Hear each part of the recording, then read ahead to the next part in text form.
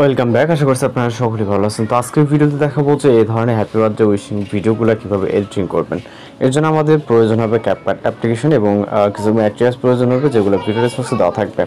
তো আমরা আমাদের ফোন থেকে ক্যাপকাট অ্যাপ্লিকেশনটিকে ওপেন করব। ওপেন করার পর এখান থেকে নিউ প্রজেক্ট অপশনে ক্লিক করব। দেন ভিডিওস অপশন থেকে প্রথম আমাদের একটি লিরিক্যাল ভিডিও ক্লিপ সিলেক্ট করতে হবে। সিলেক্ট করে এটাকে অ্যাড করে নিব। ওকে, এই সকল কিছু আপনি ভিডিও রেসপন্সে পেয়ে যাবেন।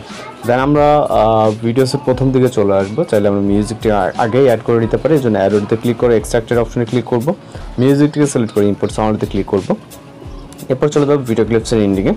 এখানে আমাদের টোটালি পিকচার অ্যাড করতে হবে 2টা। এর জন্য আমরা এখান থেকে ইন্ডিংয়ে আসার পর প্লাস এখানে ক্লিক করব। এরপর ফটোস অপশনে আপনি আপনার মতো করে 2টা পিকচার সিলেক্ট করতে পারেন। এখানে আপনি আপনার প্রয়োজন মতো যে কোনো পিকচার সিলেক্ট করতে পারেন। আমি এখানে 2টা পিকচার সিলেক্ট করে নিচ্ছি। নেওয়ার পর এই 2টা পিকচারকে আপাতত এই রেশিও অনুযায়ী ফুল স্ক্রিন করে নিচ্ছি। ওকে, আমরা চাইলে এগুলোকে পরে অ্যাডজাস্টমেন্ট করতে পারবো। দেন আমরা চলে যাবো ফটোসের স্টার্টিং পয়েন্টে, ঠিক যেখান থেকে ফটোটা শুরু হচ্ছে। দেন ওইখানে যাওয়ার পর ওভারলে অপশনে ক্লিক করে অ্যাড ওভারলেতে ক্লিক করব। ভিডিওস অপশনে গিয়ে একটি ওভারলে ক্লিপ থাকবে, এটাকে সিলেক্ট করে জাস্ট অ্যাড করব। ওকে, অ্যাড করার পর এটাকে আমাদের ফুল স্ক্রিন করতে হবে।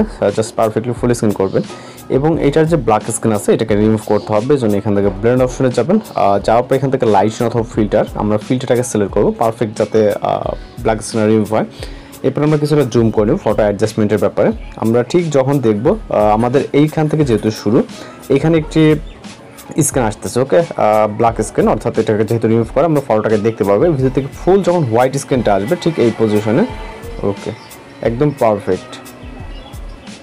ঠিক যখন দেখবেন পারফেক্টলি হোয়াইট স্ক্রিন আসতেছে ঠিক ওই পজিশনে আপনি ফটো লেয়ারে ক্লিক করবেন, স্পিল করবেন, রাইট সাইডের যে অংশটুকু থাকবে এটাকে ডিলিট করে দেবেন। এইখানে চলে আসবে দ্বিতীয় পিকচার। দ্বিতীয় পিকচারের এন্ডিং হবে আপনার যতটুকু আছে, অর্থাৎ মিউজিক যতটুকু এন্ডিংটা যদি আমরা খুঁজে বের করি, আমাদের মিউজিকের এন্ডিংটা হচ্ছে এইখানে। ওকে, তো এইটুকু আসার পর স্পিল করে রাইট সাইড অংশটুকু ডিলিট করে দিব।